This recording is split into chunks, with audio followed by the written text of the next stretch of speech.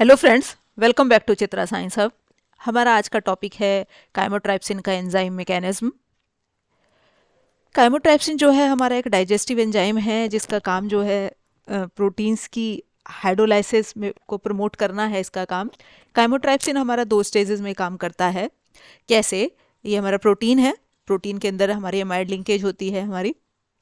तो एंजाइम जब इसके ऊपर एक्ट करेगा, हमारा अटैक करेगा, तो क्या होगा कि फर्स्ट स्टेप में क्या होगा कि ये जो है NH वाला पोर्शन है, ये इससे एक प्रोटॉन लेके NH2 के फॉर्म में हमारा बाहर हो जाएगा इसका NH2 वाला पोर्शन। अब ये जो दूसरा साथ में क्या बन जाएगा, एसाइल एंजाइम बन जाएगा कि ईस्टर बन जाएगा। सेकंड स्टेप में क्या होगा, वाटर मॉलिक्यूल इसके ऊपर अटैक करेगा, तो जो इसका बचा हुआ रेस्ट वाला पोर्शन है कार्बोक्सिलिक एसिड का, वो लिबरेट हो जाएगा और एंजाइम हमारा रीजनरेट हो जाएगा। अब ये दो स्टेज में चलता कैसे है ये देख लेते हैं हम।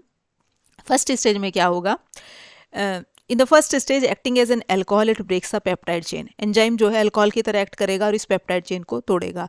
We recognize this as alcoholysis of a substituted amide. इसे स्टेप को हमने कहा एल्कोलाइसिस वाला स्टेप कहा हमने एल्कोलाइसिस ऑफ सब्सटीट्यूटेड एमाइड। इस एमाइड की एल्कोलाइसिस हुई और इस स्टेप को हमने नाम दिया न्यूक्लियोफिलिक एसाइल सब्सटीट्यूशन।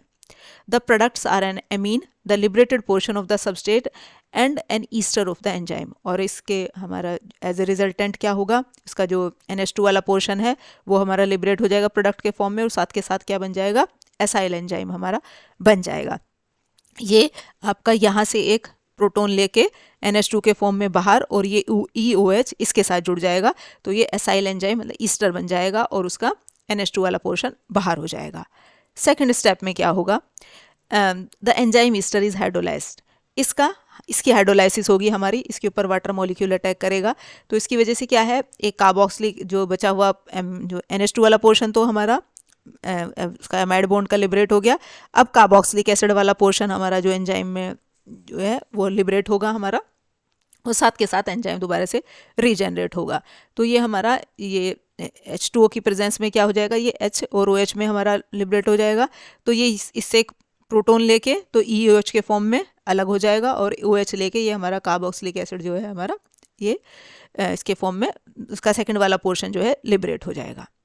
अब ये जो है हमारा ये सब एक्टिविटी जो है हो क्यों रही हैं, the catalytic activity of chymotrypsin depend on the unusual property of serine 195। अब जो कैटालाइटिक एक्टिविटी है काइमोट्राइप्सिन की, वो सीरीन 195 की रेजिड्यू होती है इस पे, इसके ऊपर जो है OH ग्रुप प्रेजेंट होता है इसकी एक्टिव साइट पे।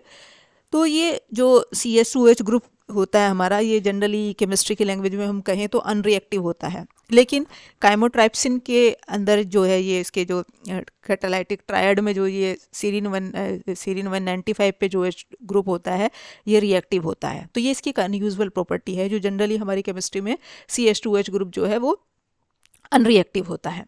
अब इस सीरीन 195 के साथ लगा हुआ हिस्टिडीन 57 है।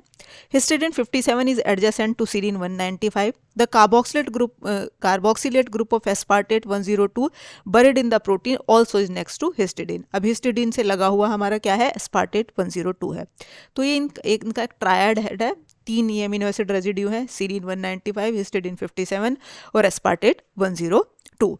तो इसमें जो मेन जो हमारा काम है वो है सीरीन 195 का। इसकी जो कैटालाइटिक एक्टिविटी है वो इसकी वजह से है। अब ये होता कैसे है आपका, ये एब्सेंस मतलब सबस्ट्रेट की एब्सेंस में हिस्टिडीन 57 जो है ये अनप्रोटोनेटेड रहता है, लेकिन इस तरह की पोजीशन में होता है कि सीरीन से एक प्रोटॉन लेके ये प्रोटोनेटेड हो सकता है, ये इस H को ले लेगा यहाँ से और ये प्रोटोनेटेड फॉर्म में आ जाएगा।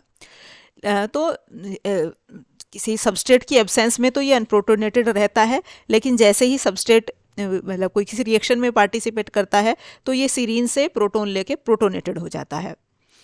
When this oxygen atom carries out a nucleophilic attack on the substrate, aspartate 102 stabilizes the positively charged form of histidine 57 in the transition state। इससे एक प्रोटॉन लेके ये प्रोटोनेटेड फॉर्म में हो गया, अब सबस्ट्रेट इसके साथ बाइंड हो गया हमारा। अब ये प्रोटोनेटेड होने की वजह से इसके पास पॉजिटिव चार्ज आ गया। अब इस पॉजिटिव चार्ज को स्टेबलाइज करेगा एस्पार्टेट 102। एस्पार्टेट 102 का रोल क्या है, इसे प्रोटोनेटेड फॉर्म को स्टेबलाइज करना। अब ये हमारा होता कैसे है, इसका मैकेनिस्टिक स्कीम देख लेते हैं हम। इसमें हिस्टिडिनोज हमारा काइमोट्राइप्सिन में हिस्टिडिन, सीरीन और एस्पार्टेट का क्या रोल है।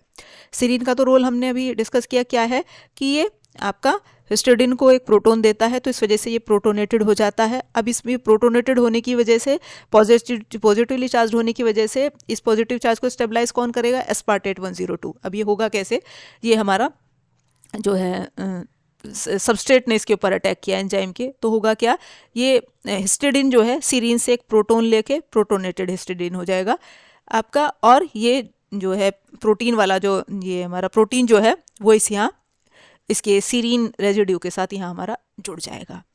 नेक्स्ट स्टेप में क्या होगा, ये इसका जो NH वाला पोर्शन है ये हिस्टिडिन से एक प्रोटोन लेके NH2 के फॉर्म में बाहर, और ये हमारा एसाइल एंजाइम हमारा रह जाएगा।